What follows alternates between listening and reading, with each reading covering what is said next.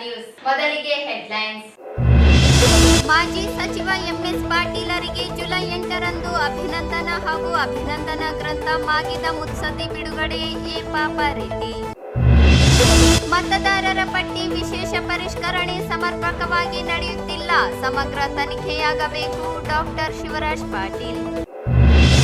N S ಬೋಸರಾಜರಿಗೆ ಸಚಿವ ಸ್ಥಾನ ನೀಡಲು ರಕ್ತದಲ್ಲಿ ಸಹಿ ಸಂಗ್ರಹ. ರಾಜಶೇಖರ್. ಡಾಕ್ಟರ್ ಬಾಬು ಜಗಜೀವನ್ ರಾಮ್ರ ಪುಣ್ಯ ಸ್ಮರಣೆ, ಗಣ್ಯರಿಂದ ಮಾಲಾರ್ಪಣೆ. ನಮನ. ಸಿಂಧನೂರಿನಲ್ಲಿ ಆರ್ಎಚ್ ಕ್ಯಾಂಪ್ ಗ್ರಾಮ ಪಂಚಾಯಿತಿಯಲ್ಲಿ ಕಡತ ಕಳ್ಳತನ, ಕಾನೂನು ಕ್ರಮಕ್ಕೆ ರಹಮತ್ ಪಾಷಾ ಆಗ್ರಹ. ಎನ್ಎಸ್ ಬೋಸರಾಜರಿಗೆ ಸಚಿವ ಸ್ಥಾನ ನೀಡಿ ಜಿಲ್ಲಾ ಉಸ್ತುವಾರಿ ನೀಡಲು ಬಲಗೈ ಸಮಾಜಗಳ ಒಕ್ಕೂಟ ಒತ್ತಾಯ.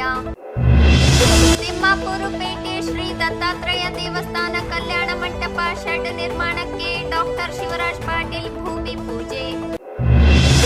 ಮತ್ತು ಬಂಜಾರ ಸೇವಾ ಸಂಘದ ವಿರುದ್ಧ ಸುಳ್ಳು ಆರೋಪ, 3 ವಿರುದ್ಧ ಕ್ರಮಕ್ಕೆ ಎಸ್ಪಿಗೆ ದೂರು.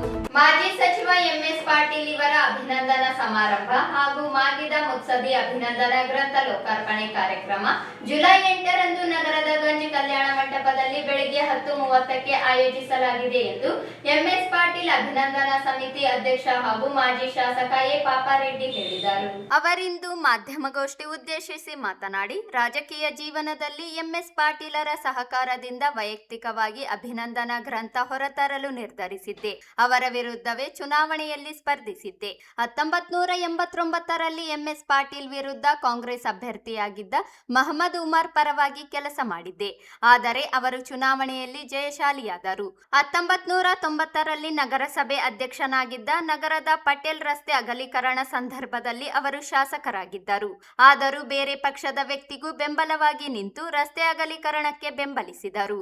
ಐಡಿಎಸ್ಎಂಟಿ ಲೇಔಟ್ ನಿರ್ಮಾಣ ಸಂದರ್ಭದಲ್ಲಿಯೂ ನಗರಸಭೆ ಅಧ್ಯಕ್ಷನಾಗಿ ನಿವೇಶನಗಳನ್ನು ಹರಾಜು ಮಾಡಿದ್ದೆ. ಆಗ ಜಿಲ್ಲಾಧಿಕಾರಿಗಳು ನಿವೇಶನ ಹಂಚಿಕೆ ಸಮಿತಿ ಅಧ್ಯಕ್ಷರಾಗಿದ್ದರು. ನಾನು ನಿವೇಶನ ಹಂಚಿಕೆ ಮಾಡಿದರೂ ಶಾಸಕರಾಗಿ ಬೆಂಬಲಕ್ಕೆ ನಿಂತಿದ್ದರು. ಅಲ್ಲದೆ ವಿದ್ಯುತ್, ರಸ್ತೆ ಸೇರಿದಂತೆ ಅನೇಕ ಸಮಸ್ಯೆಗಳ ಕುರಿತು ಶಾಸಕರ ವಿರುದ್ಧ ಆರೋಪ ಮಾಡಿದಾಗಲೂ ಒಂದೇ ಒಂದು ಬಾರಿ ನಮ್ಮ ವಿರುದ್ಧ ಮಾತನಾಡಿಲ್ಲ, ಟೀಕೆಯೂ ಮಾಡಲಿಲ್ಲ. ಅಭಿವೃದ್ಧಿ ಪರ ಪೂರಕವಾಗಿ ಆರೋಗ್ಯಕರವಾಗಿ ಟೀಕೆಗಳನ್ನು ಸ್ವೀಕರಿಸುವ ಮನಸ್ಸು ಅವರದು. ರಾಜಕೀಯ ಜೀವನದಲ್ಲಿ 3 ಬಾರಿ ಶಾಸಕರಾಗಿ ಸಚಿವರಾಗಿ ಅನೇಕ ಹುದ್ದೆಗಳನ್ನು ಅಲಂಕರಿಸಿದ ಹಿರಿಯ ಚೇತನಕ್ಕೆ ಗೌರವ ನೀಡುವುದು ನಮ್ಮೆಲ್ಲರ ಜವಾಬ್ದಾರಿ. ಅವರ ಜೀವನ ರಾಜಕೀಯ ಇಚ್ಛಾಶಕ್ತಿ ಪ್ರೇರಣೆಯಾಗಿದ್ದು ಅಭಿನಂದನಾ ಗ್ರಂಥದ ಮೂಲಕ ಅಭಿನಂದಿಸಲು ನಿರ್ಧರಿಸುವುದಾಗಿ ಹೇಳಿದರು.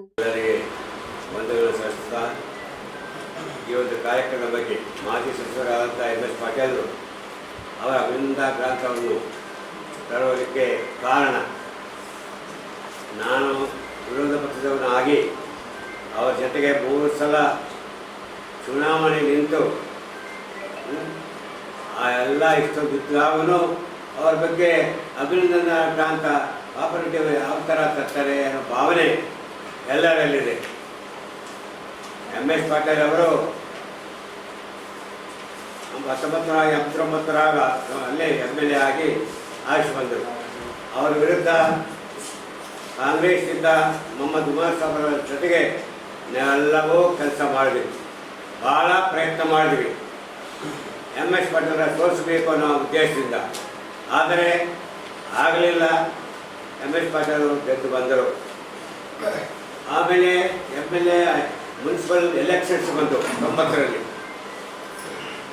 ನಮ್ಮ ಕಾಂಗ್ರೆಸ್ ಪಕ್ಷ ಅತಿ ಹೆಚ್ಚಿನ ಬಹುಮತಿಯಲ್ಲಿ ಆರಿಸಿ ಬಂತು. JDSನಿಂದ 9 ನಗರಸಭಾ ಸದಸ್ಯರು ಆರಿಸಿ ಬಂದರು. ನಾನು ಅಧ್ಯಕ್ಷನಾದೆ. ಆಗ ಅಧ್ಯಕ್ಷನಾದಾಗ ನೇತಾಜಿ ನಗರ ರೋಡಿನ ಅಗಲೀಕರಣ ಪ್ರಾರಂಭ ಮಾಡಿದ್ವಿ. ಆದರೆ ಎಲ್ಲ ಅಲ್ಲಿದ್ದಂಥ ವ್ಯಾಪಾರಸ್ಥರು ಬದ್ಧ ವಿರೋಧ ಮಾಡಿದ್ರು. ನಾವು ಅವ್ರ ಕಿವಿ ಕೊಡಲಿಲ್ಲ. ಶಾಸಕರಾದಂಥ ಎಂಎಸ್ ಪಾಟೀಲ್ ಹತ್ರ ಹೋಗಿ ದಿನನಿತ್ಯ ಅಲ್ಲೇ ಸಭೆ ಮಾಡ್ತಾಯಿದ್ದರು. ಆದರೆ ಎಂಎಸ್ ಪಾಟೀಲ್ ಅವರು ರಾಯಚೂರಿನ ಉದ್ಧಾರ ಆಗಬೇಕು, ರಾಯಚೂರಿನ ಅಭಿವೃದ್ಧಿ ಆಗಬೇಕು, ಆ ನಿಟ್ಟಿನಲ್ಲಿ ಪಾಪಾರೆಡ್ಡಿ ಅವರು ಕೆಲಸ ಮಾಡ್ತಿದ್ದಾರೆ. ಮತ್ತು ನಿಮಗೆ ಸಹಾಯಧನವೂ ಕೊಡ್ತಿದ್ದಾರೆ. ಅದರ ಬಗ್ಗೆ ಎಲ್ಲ ನಾನು ನಿಮಗೆ ಬೆಂಬಲ ಕೊಡೋದಲ್ಲ, ಪಾಪಾರೆಡ್ಡಿ ಅವರಿಗೆ ಬೆಂಬಲ ಕೊಡ್ತೀನಿ ಅಂತ ಘೋಷಣೆ ಮಾಡಿದರು. ವಿರೋಧ ಪಕ್ಷದಲ್ಲಿದ್ದು ಆ ಥರ ಹೇಳಬೇಕಾದ್ರೆ ಈಗಿನ ರಾಜಕಾರಣಿಗಳಲ್ಲಿ ಸ್ವಲ್ಪ ಇದ್ದರೂ ನಮ್ಮ ತಪ್ಪು ಬಹಿರಂಗವಾಗಿ ಹೇಳುವಂಥ ಜನ. ಆದರೆ ಅವರು ಎಂದೂ ವ್ಯಾಪಾರಸ್ಥರಿಗೆ ಬದಲಿಸಿಕೊಳ್ಳಿಲ್ಲ. ನೀವು ಹೋಗ್ರಿ, ನಾನು ನಿಮಗೆ ಸಹಾಯ ಮಾಡೋದಿಲ್ಲ. ಮತ್ತೆ ಕಿವಿ ಮಾತು ಹೇಳಿದರು, ನೀವು ಹೋಗಿ ಮತ್ತೆ ಕೋರ್ಟಿಗೆ ಹೋಗಿ ಸ್ಟೇ ತರುವಂಥ ವಿಚಾರದಲ್ಲಿ ಆಲೋಚನೆ ಮಾಡಬೇಡ್ರಿ. ಬಾಬುರೆಡ್ಡಿ ಅವರು ಏನು ಮಾಡ್ತಾ ಇದ್ದಾರೆ, ಒಳ್ಳೆಯ ಕೆಲಸ ಆಗಿದೆ, ಮಾಡಿ ಅಂತಂದು ಅವ್ರು ಬುದ್ಧಿವಾದ ಹೇಳಿ ಕಳಿಸ್ಬಿಟ್ಟು ಆವಾಗ ಅದರ ಜೊತೆಗೆ IDA ಶಕ್ತಿ ಲೇಔಟ್ನಲ್ಲಿ ಅದು ಕೇಂದ್ರ ಸರ್ಕಾರದಿಂದ ಮಾದಂಥ IDA ಶಕ್ತಿ ಲೇಔಟ್, ಅದರ ಅಧ್ಯಕ್ಷರು ಜಿಲ್ಲಾಧಿಕಾರಿ ಆಗಿರಬೇಕು. ಆದರೆ ನಾನೇ ಎಲ್ಲವನ್ನು ಹರಾಜು ಮಾಡಿ ಹಂಚಿಬಿಟ್ಟೆ. ಹರಾಜು ಮುಖಾಂತರ ಮತ್ತೆ ಎಲ್ಲ ಹಂಚಿದೆ. ಅದು ರತ್ನಪ್ರಭಾ ಇರೋವರೆಗೆ ಯಾವುದೇ ಸಮಸ್ಯೆ ಆಗಲಿಲ್ಲ. ಆಮೇಲೆ ಇನ್ನೊಬ್ಬರು ಬಂದರವರ ಜಿಲ್ಲಾಧಿಕಾರಿಗಳು ಆವಾಗ ಆ ಪ್ರಶ್ನೆ ಎತ್ತಿದ್ರು. ಅವರು ನಗರಸಭಾ ಅಧ್ಯಕ್ಷರಿಗೆ ಏನೂ ಅಧಿಕಾರ ಇಲ್ಲ, ಅದು DC ಅವರಿಗೆ ಸಂಬಂಧಪಟ್ಟಂಥ ವಿಚಾರ. ನಾವು ಮಾಡಬೇಕಾದಂಥ ಕೆಲಸ ಬಾಬುರೆಡ್ಡಿ ಅವರು ಮಾಡಿದರೆ ತಪ್ಪು ಅಂತ ಹೇಳಿದಾಗೂ ವಿರೋಧ ಪಕ್ಷದಲ್ಲಿದ್ದಂಥ ಸನ್ಮಾನ್ಯ MS ಪಾಟೀಲ್ ಅವರು ಒಂದು ಮಾತನ್ನು ಹೇಳಿದರು. ಯಾವುದೇ ನಗರಸಭೆಯಿಂದ ತಪ್ಪು ಆಗಿದೆ ಅನ್ನೋದು ಏನೂ ಮಾಡಲಿಲ್ಲ ಅಂತ ಉತ್ತಮವಾದಂಥ ಮುತ್ಸದ್ದಿ. ಅವ್ರಿಗೆ ಎಷ್ಟು ಅಭಿನಂದನೆ ಸಲ್ಲಿಸಿದ್ರು ಕಡಿಮೆನೆ. ಅಂತ ಉತ್ತಮ ರಾಜಕಾರಣಿ ಇವತ್ತಿನ ದಿನದಲ್ಲಿ ಇಲ್ಲ.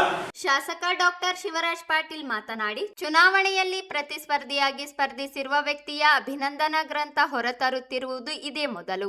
MS ಪಾಟೀಲ್ ವಿರುದ್ಧ ಸ್ಪರ್ಧಿಸಿದ್ದ ಎ ಪಾಪಾರೆಡ್ಡಿ ಅವರು ಅಭಿನಂದನಾ ಗ್ರಂಥ ಹೊರತರಲು ಮುಂದಾಗಿರುವುದು ಮಾದರಿಯಾಗಿದೆ.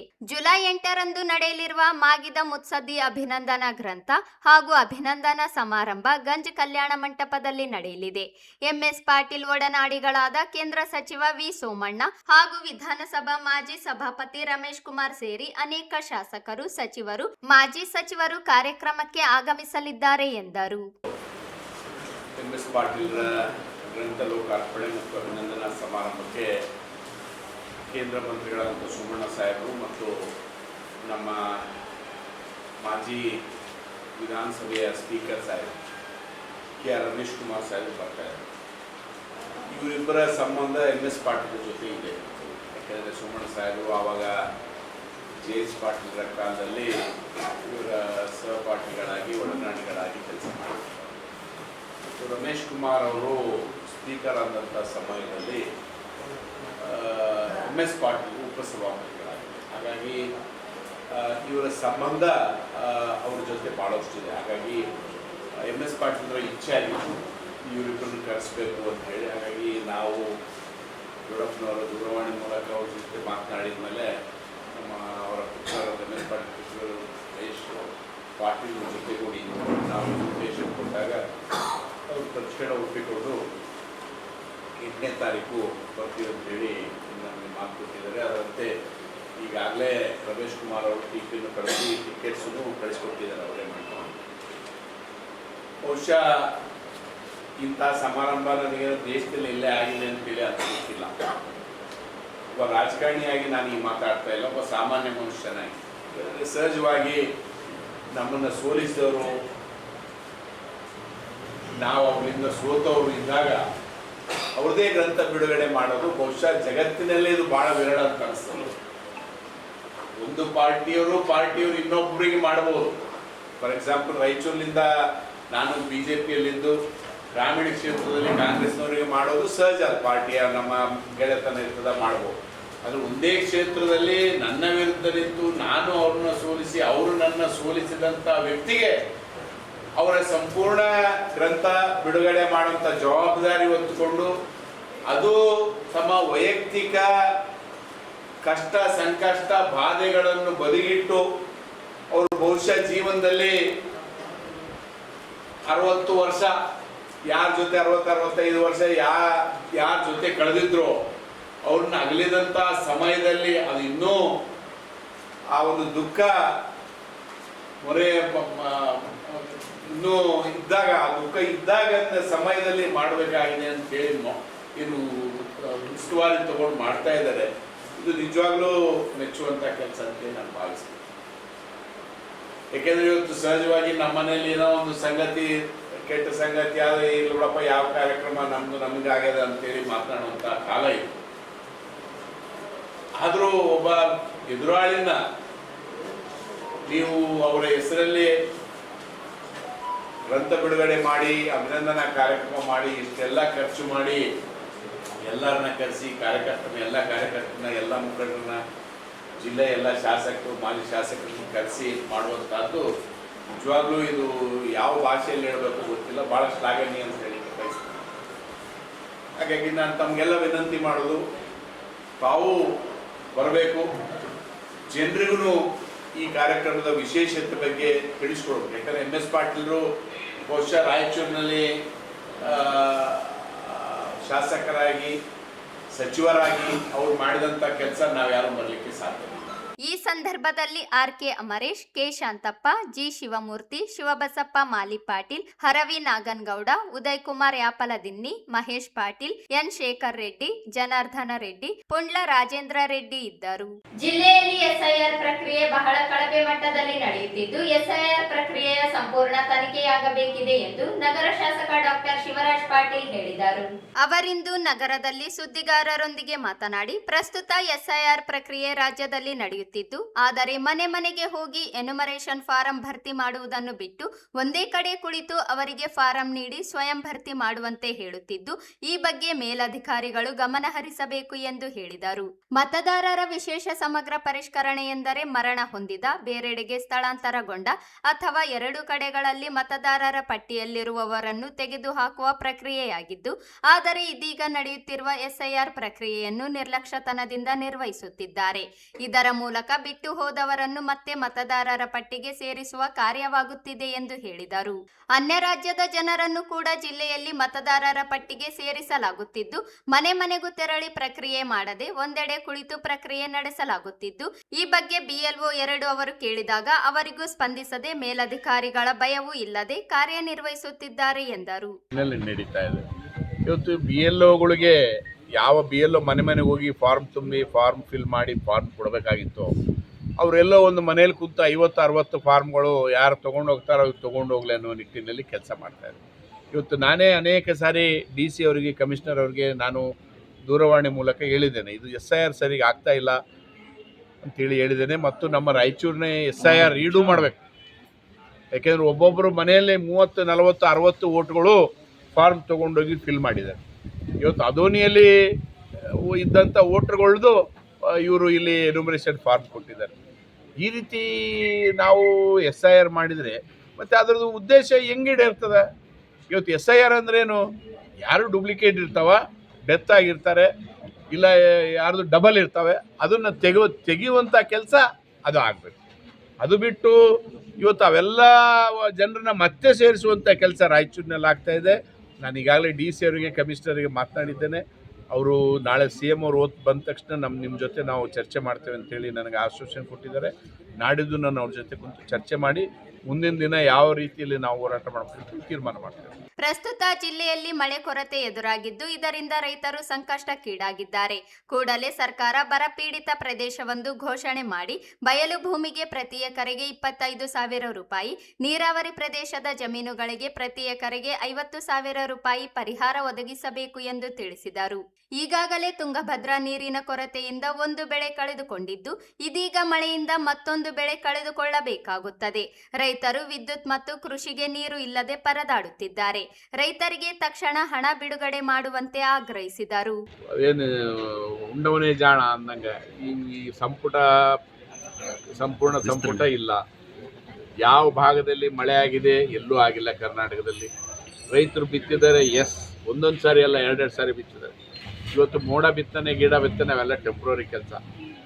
ನಾನು ಸರ್ಕಾರಕ್ಕೆ ಒತ್ತಾಯ ಮಾಡ್ತೇನೆ, ಬಯಲು ಭೂಮಿಗೆ 25,000 ರೂಪಾಯಿ ಪರಿಹಾರ ಕೊಡಬೇಕು, ನೀರಾವರಿಗೆ 50,000 ರೂಪಾಯಿಗಳು ಪರಿಹಾರ ಕೊಡಲೇಬೇಕು ಸರ್ಕಾರ. ಯಾಕೆಂದರೆ ಈಗಾಗಲೇ ನಾವು ಒಂದು ಬೆಳೆ ಕಳ್ಕೊಂಡಿದ್ದೇವೆ, ತುಂಗಭದ್ರಾ ನದಿಯಲ್ಲಿ ಒಂದು ಬೆಳೆ ಕಳ್ಕೊಂಡಿದ್ದೇವೆ. ನಾವು ಇದೊಂದು ಬೆಳೆ ಕಳ್ಕೊಂಡ್ರೆ ನಾವು ಏನು ಮಾಡಬೇಕು? ನಮ್ಮ ಮಕ್ಕಳನ್ನ ಯಾವ ರೀತಿ ಓದಿಸ್ಬೇಕು? ನಮ್ಮ ಹೊಟ್ಟೆಪಾಡಿಗೆ ಏನು ಮಾಡಬೇಕು? ಹಾಗಾಗಿ ನಾನು ನಾಳೆ ಮುಖ್ಯಮಂತ್ರಿಗಳು ಬರ್ತಾ ಇದ್ದಾರೆ, ನಾನು ಸರ್ಕಾರಕ್ಕೆ ಒತ್ತಾಯ ಮಾಡ್ತೇನೆ, ನೀರಾವರಿಗೆ 50,000 ರೂಪಾಯಿ ಕೊಡಬೇಕು, ಬಯಲುಭೂಮಿಗೆ 25,000 ರೂಪಾಯಿ ಎಕರೆಗೆ ಪರಿಹಾರ ಕೊಡಬೇಕಂತ ಒತ್ತಾಯ ಮಾಡ್ತೀನಿ. ಸರ್, ವಿರೋಧ ಪಕ್ಷದವ್ರು ಏನು ಹೋರಾಟವನ್ನು ಮಾಡ್ತಿಲ್ಲ, ಏನಿಲ್ಲ ಸರ್, ಬರೀ 100% ನಾವು ಹೋರಾಟ ಮಾಡ್ತೇವೆ. ಹೋರಾಟ ಮಾಡಂಗಿಲ್ಲ, ನನ್ನ ಪ್ರಶ್ನೆನೇ ಬರಂಗಿಲ್ಲ. ನಾವು ಹೋರಾಟ ಮಾಡೋದಕ್ಕೆ ನಾವು ಸರ್ಕಾರವನ್ನು ಎಚ್ಚರಿಸುವಂತ ಕೆಲಸ ಮಾಡೋದೇ ನಾವು ವಿರೋಧ ಪಕ್ಷ ಮಾಡ್ತಿಲ್ಲ ಸರ್. ಅದೇ ಮಾಡ್ತೀವಿ, 100% ಮಾಡ್ತೇವೆ. ಇವತ್ತು ಮೀಟಿಂಗ್ ನಡೆದಿದೆ, ನಿನ್ನೆ ರಾತ್ರಿ ಕೋರ್ ಕಮಿಟಿ ಆಗಿದೆ ನಮ್ಮ ಪಕ್ಷದ್ದು. ಇವತ್ತು ನೋಡ್ರಿ ಅಲ್ಲಿ ರೈತರು ಬಂದು ನಿಂತಾರೆ, ಕರೆಂಟೂ ಇಲ್ಲ, 3 ದಿನ ಆದ್ರೆ ಕರೆಂಟೂ ಇಲ್ಲ. ಈ ಕಡೆ ಕರೆಂಟ್ ಇಲ್ಲ, ನೀರಿಲ್ಲ, ಹೊಟ್ಟೆಗೆ ಹಿಟ್ಟಿಲ್ಲ. ಇಂಥ ಪರಿಸ್ಥಿತಿಯಲ್ಲಿ ಸರ್ಕಾರ ಮತ್ತು ಜನರ ಸಹಾಯಕ್ಕೆ, ರೈತರ ಸಹಾಯಕ್ಕೆ ಬರಲಿಲ್ಲ ಅಂದ್ರೆ ಯಾರು ಬರಬೇಕು? ಬಹುಶಃ ಈ ರೀತಿ ಆಡಳಿತ ನಾವು ಯಾವತ್ತೂ ನೋಡಿಲ್ಲ. ನಾನು 13-14ನೇ ವರ್ಷ ಇವತ್ತು ಶಾಸಕನಾಗಿರೋದು. ನಾವು ಈ ರೀತಿ ಆಡಳಿತ ನಾನು ಎಂದೂ ನೋಡಿಲ್ಲ. ಸರ್ಕಾರದ ಅಧಿಕಾರಿಗಳು ಯಾರು ರೈತರ ಮನೆ ಬಾಗಿಲಿಗೆ ಬರ್ತಾ ಇಲ್ಲ, ಮಂತ್ರಿಗಳು ಮನೆ ಬಾಗಿಲಿಗೆ ಬರ್ತಾ ಇಲ್ಲ, ಯಾವ ಶಾಸಕರು ಮನೆ ಬಾಗಿಲಿಗೆ ಹೋಗ್ತಾ ಇಲ್ಲ. ಈ ರೀತಿಯ ವ್ಯವಸ್ಥೆಗಳು ಆದಾಗ ರೈತರಿಗೆ ಯಾರು ದಿಕ್ಕು? ರೈತರಿಗೆ ಏನು ಮಾಡಬೇಕು? ತಕ್ಷಣ ಪರಿಹಾರ ಬಿಡುಗಡೆ ಮಾಡಬೇಕು. ಇವತ್ತು ಪರಿಸ್ಥಿತಿ ಗಂಭೀರ ಇದೆ. ಯಾವ ರೈತ ಏನು ಮಾಡ್ಕೊಂತಾನೆ ಅಂತ ಹೇಳಕ್ ಬರಲಾರದಂಥ ಪರಿಸ್ಥಿತಿ ಇದೆ. ಎನ್ಎಸ್ ಬೋಸರಾಜು ಅವರಿಗೆ ಸಚಿವ ಸ್ಥಾನ ಮತ್ತು ಜಿಲ್ಲಾ ಉಸ್ತುವಾರಿ ಸಚಿವ ಸ್ಥಾನ ನೀಡುವಂತೆ ಆಗ್ರಹಿಸಿ ಜುಲೈ 7ರಂದು ನಗರದ ಡಾಕ್ಟರ್ ಬಿಆರ್ ಅಂಬೇಡ್ಕರ್ ವೃತ್ತದಲ್ಲಿ ರಕ್ತ ಸಹಿ ಸಂಗ್ರಹ ಹಾಗೂ ಪ್ರತಿಭಟನೆಯನ್ನು ಹಮ್ಮಿಕೊಳ್ಳಲಾಗಿದೆ ಎಂದು ರಾಯಚೂರು ಜಿಲ್ಲಾ ನಾಗರಿಕರ ಜಾಗೃತಿ ವೇದಿಕೆಯ ಅಧ್ಯಕ್ಷ ರಾಜೇಶ್ ಕುಮಾರ್ ಹೇಳಿದರು. ಅವರಿಂದು ಮಾಧ್ಯಮಗೋಷ್ಠಿ ಉದ್ದೇಶಿಸಿ ಮಾತನಾಡಿ, ಎನ್ಎಸ್ ಬೋಸರಾಜು ಅವರು ಈ ಹಿಂದೆ ಸಚಿವರಾಗಿದ್ದ ಸಂದರ್ಭದಲ್ಲಿ ಜಿಲ್ಲೆಯಲ್ಲಿ ಸಾಕಷ್ಟು ಅಭಿವೃದ್ಧಿ ಕಾರ್ಯಗಳನ್ನು ಮಾಡಿದ್ದು, ನೀರಾವರಿ ಯೋಜನೆ, ರಸ್ತೆ, ವಿಮಾನ ನಿಲ್ದಾಣ ಮಂಜೂರು, ಆರೋಗ್ಯ ಕ್ಷೇತ್ರ ಸೇರಿದಂತೆ ಸಾಕಷ್ಟು ಅಭಿವೃದ್ಧಿ ಕಾರ್ಯಗಳನ್ನು ಮಾಡಿದ್ದು, ಮುಂದೆಯೂ ಜಿಲ್ಲೆಯ ಸಮಗ್ರ ಅಭಿವೃದ್ಧಿಗೆ ಎನ್ಎಸ್ ಬೋಸರಾಜು ಅವರಿಗೆ ಸಚಿವ ಸ್ಥಾನ ಮತ್ತು ಜಿಲ್ಲಾ ಉಸ್ತುವಾರಿ ಮಂತ್ರಿ ಸ್ಥಾನ ನೀಡಬೇಕು ಎಂದು ಮನವಿ ಮಾಡಿದರು. ಬೋಸರಾಜು ಅವರು ಸಚಿವರಾದಲ್ಲಿ ಜಿಲ್ಲೆಯಲ್ಲಿ ಅಭಿವೃದ್ಧಿ ಕಾಮಗಾರಿಗಳು ಮತ್ತಷ್ಟು ವೇಗ ಪಡೆದುಕೊಳ್ಳಲಿವೆ. ಆದ್ದರಿಂದ ಜಿಲ್ಲೆಯ ಜನರ ಅಭಿವೃದ್ಧಿ ಮತ್ತು ಸರ್ಕಾರದ ಎಲ್ಲಾ ಸವಲತ್ತುಗಳನ್ನು ಜಿಲ್ಲೆಗೆ ತರಲು ಮತ್ತು ಅಭಿವೃದ್ಧಿ ಕಾರ್ಯಗಳನ್ನು ಮುಂದುವರಿಸಲು ಸಚಿವ ಸ್ಥಾನ ಅತ್ಯವಶ್ಯಕವಾಗಿದ್ದು, ಜುಲೈ 7ರಂದು ಜಿಲ್ಲಾ ನಾಗರಿಕ ಜಾಗೃತಿ ವೇದಿಕೆ ಸೇರಿದಂತೆ ಜಿಲ್ಲೆಯ ಜನಪರ ಕಾಳಜಿಯುಳ್ಳ ಪ್ರತಿಯೊಬ್ಬರು ರಕ್ತದಿಂದ ಸಹಿ ಮಾಡುವ ಮೂಲಕ ಬೋಸರಾಜು ಅವರಿಗೆ ಸಚಿವ ಸ್ಥಾನ ನೀಡುವಂತೆ ಆಗ್ರಹಿಸಲಾಗುತ್ತದೆ. ರಕ್ತ ಸಹಿ ಸಂಗ್ರಹಿಸಿ ಮುಖ್ಯಮಂತ್ರಿಗಳಿಗೆ ಮನವಿ ಪತ್ರವನ್ನು ಕಳುಹಿಸಲಾಗುತ್ತದೆ ಎಂದು ತಿಳಿಸಿದರು. ಅವರು ಹಿರಿಯರಿದ್ದಾರೆ, ಎಲ್ಲರನ್ನ ವಿಶ್ವಾಸ ಸರ್ವಧರ್ಮ ವಿಶ್ವಾಸ ಕೆಲಸ ಮಾಡ್ತಾರೆ. ಇಂಥವ್ರಿಗೆ ಸಚಿವ ಸ್ಥಾನ ಮತ್ತು ಉಸ್ತುವಾರಿ ಕೊಟ್ಟರೆ ಅವರು ರಾಯಚೂರು ಜಿಲ್ಲೆಯದು ಪ್ರತಿಯೊಂದು ರೋಡಿ ಪ್ರತಿಯೊಂದು ಹಳ್ಳಿ ಕೂಡ ಗೊತ್ತಿರ್ತಕ್ಕಂಥ ವಿಷಯ. ಅವರಿಗೆ ಎಲ್ಲ ರೀತಿಯಲ್ಲಿ ಅವರು ಅಭಿವೃದ್ಧಿಗೆ ವಿಶ್ವಾಸಕ್ಕೆ ತಗೊಂಡು ಮುನ್ನಡೆಸ್ತಾರೆ ಅಂತೇಳಿ ನಾವು ರಾಯಚೂರು ಸಾರ್ವಜನಿಕರಾಗಿ ಕೇಳ್ತಾ ಇದ್ದೀವಿ. ನಾವು ರಾಯಚೂರು ಸಾರ್ವಜನಿಕರಿಗೆ ಅವರಿಗೆ ಕೊಡಬೇಕು. ಇಲ್ಲ ನಾಳೆ ನಾವು ನಾಳೆ ಮನವಿ ಪತ್ರವನ್ನು ಡಿಸಿಲಿಂದ ಮುಖ್ಯಮಂತ್ರಿಗಳಿಗೆ ಕಳಿಸ್ತಾ ಇದ್ದೀವಿ. ನಾಳೆ ರಕ್ತದ ಸಹಿ ಸಂಗ್ರಹ ಕೂಡ ನಾವು ಅಂಬೇಡ್ಕರ್ ವೃತ್ತದಲ್ಲಿ 10:30ಯಿಂದ ಪ್ರಾರಂಭಿಸ್ತಾ ಇದ್ದೀವಿ, 11 ಗಂಟೆಯಿಂದ ಪ್ರಾರಂಭಿಸ್ತೀವಿ. ತಮ್ಮ ಯಾರ್ಯಾರು ನಮ್ಮ ರಾಯಚೂರು ಹಿತಾಸಕ್ತಿ ಬಯಸ್ತಕ್ಕಂಥವರು ಪತ್ರಿಕೆ ಮಾಧ್ಯಮ ಗೋಷ್ಠಿ ಮುಖಾಂತರದಲ್ಲಿ ರಾಯಚೂರು ಜಿಲ್ಲೆ ಜನತೆಗೆ ನಮ್ಮ ರಾಯಚೂರು ಅಭಿವೃದ್ಧಿಗಾಗಿ ಮುಂದಿನ ಉನ್ನತಕ್ಕಾಗಿ ಪಾಲ್ಗೊಳ್ತಕ್ಕಂಥವರು ಅವರು ಸ್ವಯಂ ಪ್ರೇರಣೆಯಿಂದ ಪಾಲ್ಗೊಂಡು ರಕ್ತ ಸಹಿ ಸಂಗ್ರಹದಲ್ಲಿ ಪಾಲ್ಗೊಳ್ಬೇಕಂತ ನಾನು ಕೊಡಲಿಲ್ಲ ಅಂದ್ರೆ ನಿರಂತರ ಹೋರಾಟ ಮಾಡ್ತೀವಿ ಸರ್. ಪ್ರತಿಯೊಬ್ಬರು ಏನೇನು ಈಗ ಸಮಸ್ಯೆಗಳಿದೆ. ಇವತ್ತು ತೆಲಂಗಾಣದ ಬ್ರಿಡ್ಜ್ ಕೂಡ ಇದೆ. ಇವತ್ತು ರವಿ ಬೋಸರಾಜ್ ಅವರಾಗಿರ್ಬೋದು ಮತ್ತು ಎನ್ಎಸ್ ಬೋಸರಾಜ್ ಅವರಾಗಿರ್ಬೋದು. ಎನ್ಎಸ್ ಬೋಸರಾಜ್ ಅವರು ತೆಲಂಗಾಣ ಮತ್ತು ಆಂಧ್ರ CM ಜೊತೆಲಿ ನಿಕಟ ಸಂಪರ್ಕದಲ್ಲಿ ಇರೋದ್ರಿಂದ ಒಬ್ಬ ಗುತ್ತೇದಾರ ಕಾಂಟ್ರಾಕ್ಟರ್ ತಗೊಂಡ ಮೇಲೆ ಅವರು ಮುಕ್ತಪಟ್ಟರು ಕೂಡ ಆ ಕಾಮಗಾರಿಗೆ ಯಾವ ರೀತಿ ಫಂಡಿಂಗ್ ತರಬೇಕು, ಯಾವ ರೀತಿಯಲ್ಲಿ ಇದು ಮಾಡಬೇಕಂತೇಳಿ ಅವರು ಅಮೌಂಟನ್ನು ಸ್ಯಾಂಕ್ಷನ್ ಮಾಡಿಸಿ ಇವತ್ತು ಒಂದು ಹಂತದಲ್ಲಿ ಬಂದು ನಿಂತಿದೆ. ಮತ್ತು ಈಗ ಇರ್ತಕ್ಕಂಥವರು ಎಲ್ಲರೂ ಅದ್ರ ಮೇಲೇ ಎಲ್ಲ ದೊಡ್ಡವರೆಲ್ಲ ಓಡಾಡ್ತಾರೆ ಬ್ರಿಡ್ಜಿನ ಮೇಲೆ.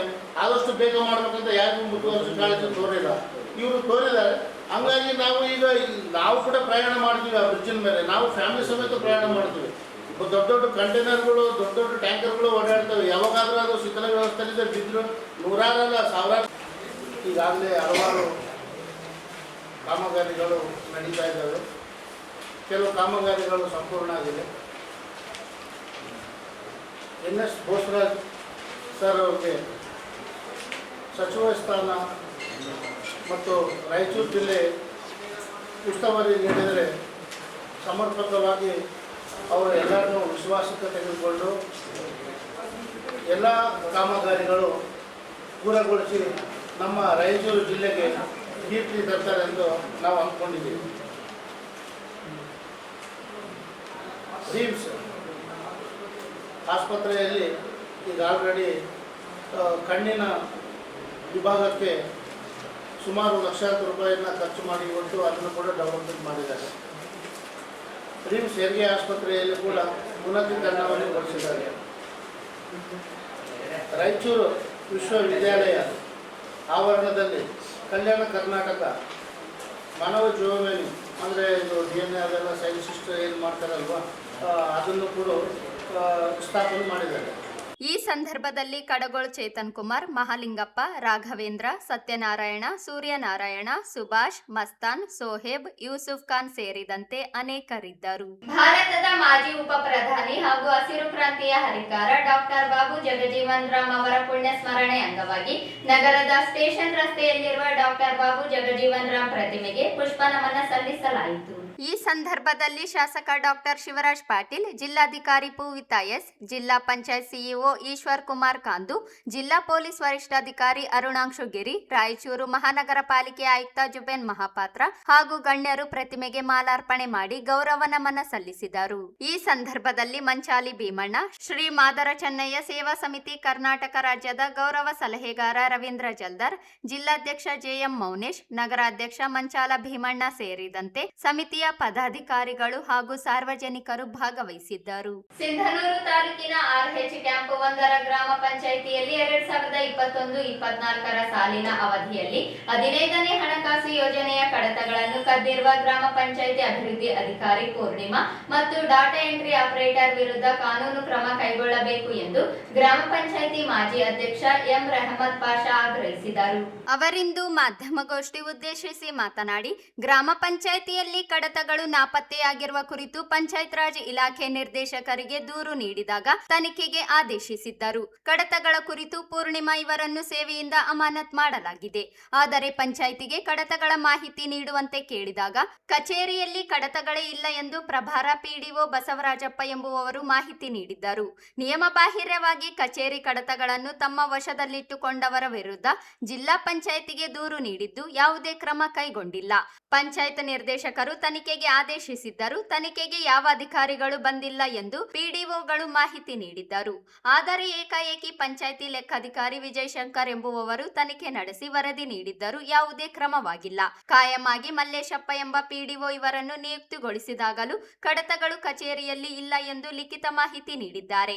ಆದರೆ ತನಿಖಾಧಿಕಾರಿಗಳಿಗೆ panchayat data entry operator Preetam Sardar ಎಂಬುವವರ ಕಡತ ನೀಡಿರುವುದು ಸಿಸಿಟಿವಿ ದಾಖಲೆಗಳಿಂದ ಬಹಿರಂಗವಾಗಿದೆ. ಪ್ರೀತಂ ಸರ್ದಾರ್ ಎಂಬಾತ RH ಕ್ಯಾಂಪಿನ ಗ್ರಾಮ ಪಂಚಾಯಿತಿ ಡಾಟಾ ಎಂಟ್ರಿ ಆಪರೇಟರ್ ಆಗಿ ಸೇವೆ ಸಲ್ಲಿಸಿದ್ದು, ಮಾಡಸಿರವಾರ ಗ್ರಾಮ ಪಂಚಾಯಿತಿ ಹಣವನ್ನು 5,000 ರೂಪಾಯಿಗಳಂತೆ 3 ಬಾರಿ ವೈಯಕ್ತಿಕವಾಗಿ ಖಾತೆಗೆ ಜಮಾ ಮಾಡಿಕೊಂಡಿರುವ ಭ್ರಷ್ಟಾಚಾರದ ಆರೋಪವಿದೆ.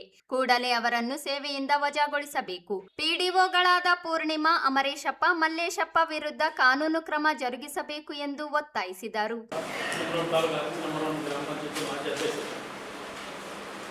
ನಾನು ಪಿಡಿಒರ ಮೇಲೆ 31/8/24 ದೂರು ಕೊಟ್ಟಿದ್ದೆ. ಪಂಚಾಯತಿಗೆ ಭ್ರಷ್ಟಾಚಾರ ಆಗಿದೆ ಅಂತೇಳಿ ಆ ದೂರಿನ ಆಧಾರದ ಮೇಲೆ 9/12/24 ಪಿಡಿಒಗೆ ಅಮಾನತು ಮಾಡಿದ ಮೇಲೆ ಬೇರೆ ಪಿಡಿಒ ನಮ್ಮ ಪಂಚಾಯತಿಗೆ ಬಂದರು. ಸ್ಟೇಷನ್ಗೆ ಬಂದ ಮೇಲೆ ನಾನು ಅವ್ರು ಕೇಳಿದೆ, ಸರ್ ನಮಗೆ 15 ಹಣಕಾಸಿನ ಬಿಲ್ಲು, ಚೆಕ್ಕು ಅವೆಲ್ಲ ಫೈಲ್ಗಳು ನಮಗೆ ಟೇಬಲ್ ಬಂದು ಕೇಳಿದೆ. ನಾನು ಲಿಖಿತವಾಗಿ ಅವ್ರು ಕೊಟ್ಟೆ. ಅವರು ಪಿಡಿಒ ಸಾಹೇಬರು ಬಸವರಾಜ್ ಅಂತೇಳಿ ಅವ್ರು ಏನು ಮಾಡಿದ್ರು, 2/4/25 ಇಲ್ಲ ಸರ್ ಇದು ದಾಖಲೆಗಳು ಪೂರ್ಣಿಮಾ ಮೇಡಮ್ ಅಂದರೆ ಹಿಂದಿನ ಅಧಿಕಾರಿಗಳು ಅವರು ಹೊಸದಿದ್ದಾವೆ ಅಂತ ಲೆಟರ್ ಕೊಟ್ಟರು. ನಾನು ಇಲ್ಲ ಸರ್ ಈಗ ಅಮಾನತ್ ಆದಮೇಲೆ ಯಾವ ದಾಖಲೆಗಳನ್ನು ಅವ್ರ ಹತ್ರ ಇಟ್ಕೋಬಾರ್ದು, ಪಂಚಾಯತಿಯಲ್ಲಿ ಇರಬೇಕಲ್ಲ ಅಂತ ಹೇಳಿದ್ರು. ಇಲ್ಲ ಸರ್ ಅವ್ರ ಹತ್ರ ಇದ್ದಾವೆ ಅಂತೇಳಿ. ಸರಿ ಅವ್ರು ಲಿಖಿತವಾಗಿ ನಾನು ಕೊಟ್ಟರು ಸರ್. ಅವ್ರ ಹತ್ರ ತೊಗೊಂಡೆ ಮತ್ತು ಅಕೌಂಟ್ ಅವ್ರ ಹತ್ರ ಲಿಖಿತವಾಗಿ ತೊಗೊಂಡ್ಮೇಲೆ ನಾನು ತಿರ್ಗಾ ಅವೆಲ್ಲ ದಾಖಲೆಗಳು ತೊಗೊಂಡು ನಿರ್ದೇಶಕರು ಪಂಚಾಯತ್ ರಾಜ್ ಆಯುಕ್ತರಿಗೆ ಬೆಂಗಳೂರಿಗೆ ಕಂಪ್ಲೇಂಟ್ ಕೊಟ್ಟೆ ಸರ್. ಅವ್ರು ಕಂಪ್ಲೇಂಟ್ ಕೊಟ್ಟ ಮೇಲೆ ಅಲ್ಲಿಂದ ಜಿಲ್ಲಾ ಪಂಚಾಯತ್ಗೆ 30/10/25 ಇದು ತನಿಖೆ ಮಾಡಿ ಸೂಕ್ತ ವರದಿ ಸಲ್ಲಿಸುವಂತೆ ಅವರು ಆದೇಶ ಮಾಡಿದ್ರು ಸರ್. ಅದಾದಮೇಲೆ